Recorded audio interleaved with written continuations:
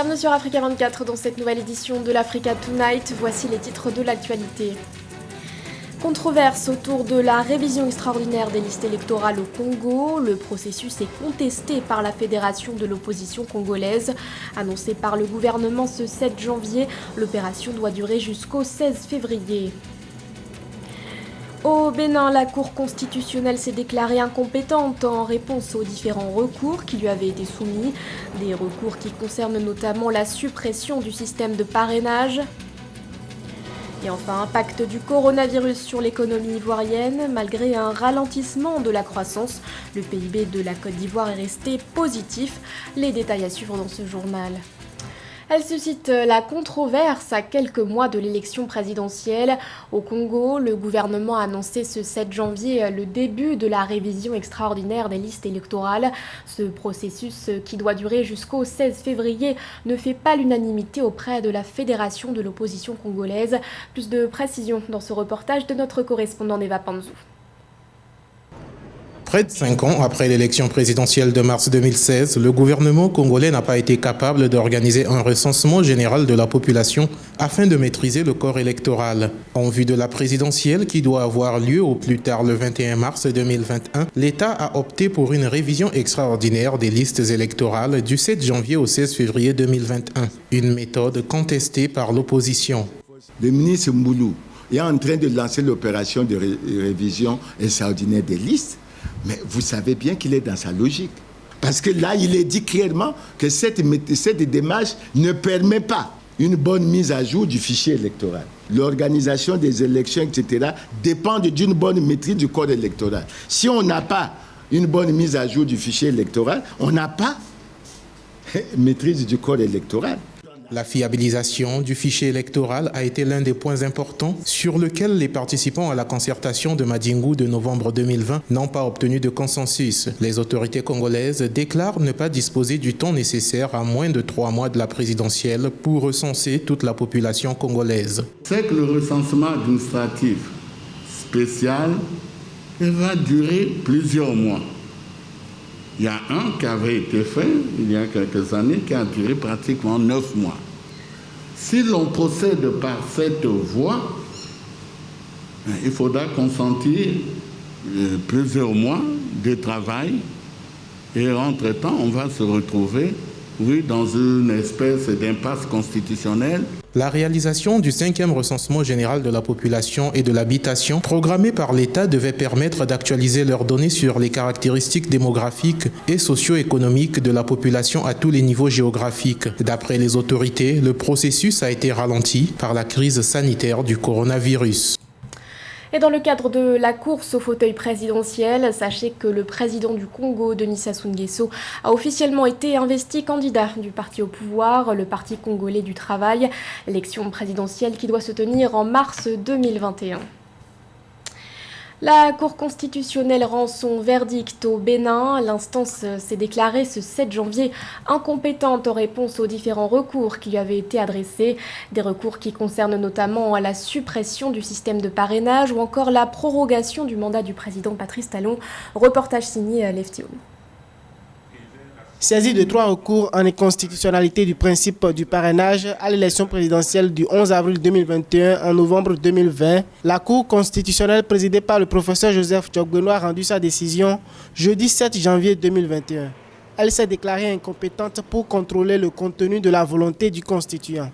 Par sa déclaration d'incompétence, je ne sais pas si elle englobait aussi l'incompétence intuitu personnée de ses membres, dit en fait à la nation béninoise, je ne suis pas en mesure de vous protéger éventuellement contre les abus des députés à l'Assemblée nationale le jour où ils vont peut-être décider de transformer la République du Bénin en monarchie du Bénin. Pour ce qui concerne le volet prorogation du mandat de Patrice Talon de 50 jours environ, la Cour constitutionnelle a annoncé qu'elle n'a pas les prérogatives pour statuer sur cette question qui relève de la volonté du pouvoir constituant dérivé qu'à l'Assemblée nationale. Cette incompétence sur des lois électorales controversées et la prorogation du mandat de Patrice Talon alimente les débats à près de 3 mois de la présidentielle d'avril 2021.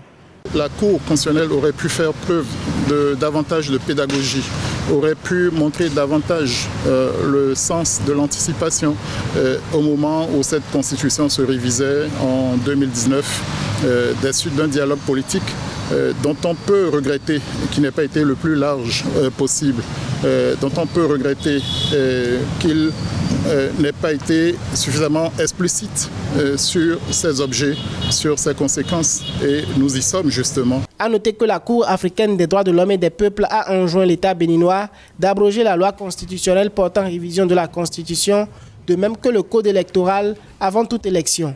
Après la confirmation des décisions de la CADHP le 4 décembre 2020, l'État béninois a désapprouvé ces injonctions. Cependant, le pays demeure dans une crise politique tendue avec des appels à l'exécution des décisions de la CADHP par l'État béninois formulés par des partis politiques d'opposition et acteurs de la société civile. Dans l'actualité également, un accord entre la Tunisie et le Fonds monétaire international, un partenariat convenu à l'issue d'une rencontre virtuelle organisée ce 8 janvier entre le chef du gouvernement tunisien, Hichem Mechichi, et plusieurs experts de l'institution. Au cœur de cet accord, la mise en place de réformes économiques fidèles aux priorités du gouvernement, des réformes structurelles qui, selon Hichem Mechichi, sont très attendues par les Tunisiens, et ce depuis une dizaine d'années. En dépit de la crise sanitaire, la Côte d'Ivoire affiche un taux de croissance positif. Dans son discours à la nation du 31 décembre dernier, le président Alassane Ouattara avait en effet indiqué que le PIB se chiffrait à un taux d'environ 2% à la fin 2020. Un net ralentissement tout de même par rapport à 2019 où le taux de croissance était évalué à 7,4%. Victoria Sedji. Dans son discours à la nation prononcé à la veille du Nouvel An, le président ivoirien Alassane Ouattara a déclaré que le produit intérieur brut de la Côte d'Ivoire est resté positif en dépit de l'impact de la Covid-19.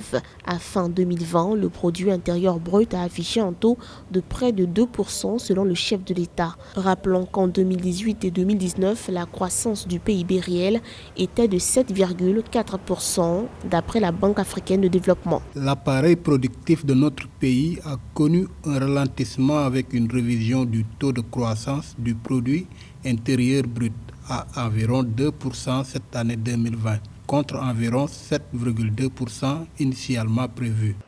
D'après un rapport de la Banque mondiale, le Covid-19 a eu des répercussions directes sur les entreprises opérant dans le pays. Suite à la réduction du temps de travail, la baisse des ventes et des revenus, 37,7% des entreprises ont dû cesser leurs activités, dont 2,4% définitivement et 35,3% temporairement. Les agriculteurs, sur qui repose l'économie du pays, en ont également pâti. Il faut savoir que l'agriculture inclut les producteurs, les transports, l'agroalimentaire, et tout ceci était carrément au ralenti avec des villes qui ont été isolées, par exemple la ville d'Abidjan, qui a été isolée de toutes les autres villes. Pourtant, Abidjan est un gros pôle de commercialisation de tous nos produits locaux en Côte d'Ivoire. Et aussi, on a eu la fermeture des frontières avec les autres pays, ce qui a carrément mis KO, pour dire de façon terre à terre, nos artisans locaux. Toujours selon le rapport de la Banque mondiale, près de 35% des entreprises exportatrices et 54% des entreprises détenues majoritairement par des investisseurs étrangers ont fermé du fait de la pandémie. La finance islamique représente une opportunité pour les États africains. Selon les prévisions de la Société islamique de financement du développement, d'ici 2024, les actifs de ce système financier pourraient atteindre 3 700 milliards de dollars. Rappelons que de 2012 à 2019, les actifs islamiques ont augmenté de 63,25%. Aïssatou Bari. Selon une estimation faite par la Société islamique de financement du développement, les actifs de la finance islamique pourraient atteindre 3 700 milliards de dollars d'ici 2024. Sur la période allant de 2012 à 2019, les actifs financiers islamiques ont bondi de 63,25%. Une manne financière dont le continent africain peut tirer profit. La vraie raison, c'est qu'en 2020, l'Afrique ne constituait que moins de 3% de l'ensemble des encours de la finance islamique. Des engagements au plan de la responsabilité sociale et surtout, bien sûr, la corruption. Et tout cet ensemble contribue à freiner l'essor de cet instrument bancaire absolument indispensable pour l'Afrique. Le continent compte une population musulmane d'environ 636 millions, soit près de 53% des Africains. Pourtant, ces actifs bancaires en Afrique subsaharienne ne représentent que 1% des actifs bancaires islamiques mondiaux, d'après l'agence de notation Moody's. Il faut que les dirigeants africains soient beaucoup plus éthiques, plus respectueux de leur peuple en termes de responsabilité sociale et mettent en place des nouvelles structures qui soient gérées non plus par des gens de l'administration, que j'appellerais des bureaucrates. Si ce genre de possibilités d'institutions nouvelles se mettent en place, alors non seulement nous allons bénéficier en Afrique de ce financement et une progression rapide, mais en plus, les résultats sont très largement intéressants puisqu'il s'agit de rentabilité indirecte à moyen et long terme et ça ne peut que soutenir l'intégration régionale, voire continentale. De nombreux pays sur le continent témoignent un intérêt grandissant pour l'industrie financière islamique. Les 3 pays d'Afrique où le plus de soukouk ont été émis sont jusqu'à présent le Nigeria, environ 680 millions de dollars, la Côte d'Ivoire et l'Afrique du Sud, environ 500 millions de dollars respectivement. L'actualité, c'est aussi l'apparition du virus de la grippe aviaire au Sénégal. Ce jeudi 7 janvier, le ministère de l'Élevage a annoncé que 42 000 volailles ont été abattues le 2 janvier dernier. Et pour cause, un foyer de grippe aviaire avait été détecté à la fin 2020 dans une ferme située dans la région de Thiès. L'opération a été menée de façon conjointe avec l'Organisation mondiale de la santé animale. Il s'agit d'une première pour le pays qui jusque-là n'avait jamais été impacté par cette maladie touchant les volailles. Une enquête est actuellement en cours pour déceler l'origine de la contamination. Fin du mini-tournoi préparatif en prélude du championnat d'Afrique des Nations 2021.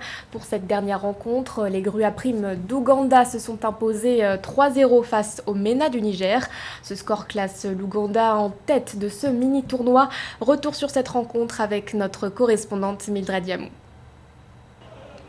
3-0, c'est le score de la dernière rencontre entre l'Ouganda et le Niger dans le cadre du Pré-Chan qui s'est joué ce 7 janvier 2021 au stade Omnisport de Yaoundé. Ce score en faveur des grues à primes d'Ouganda classe le pays premier de ce mini-tournoi. Durant les 10 premières minutes du match, Carissa Milton a pris les fans par surprise avec l'inscription des 2 premiers buts. Le 3e but n'allait pas tarder. À la 18e minute, Seka Djokovian faisait une fois de plus trembler les filets adverses. Nous avons une équipe très compétitive. Nous essayons de rôder tous les joueurs en effectuant des changements pour chaque rencontre. Ainsi, il n'y a pas un meilleur joueur. Nous pouvons faire sortir n'importe quel joueur lors d'un match, il y aura toujours un bon remplacement. L'esprit combatif est élevé, l'esprit de solidarité est également présent et c'est tout cela qui justifie cette bonne performance. Nous espérons remporter ce trophée. Il y a du travail à faire, mais je pense que nous sommes dans une très bonne posture.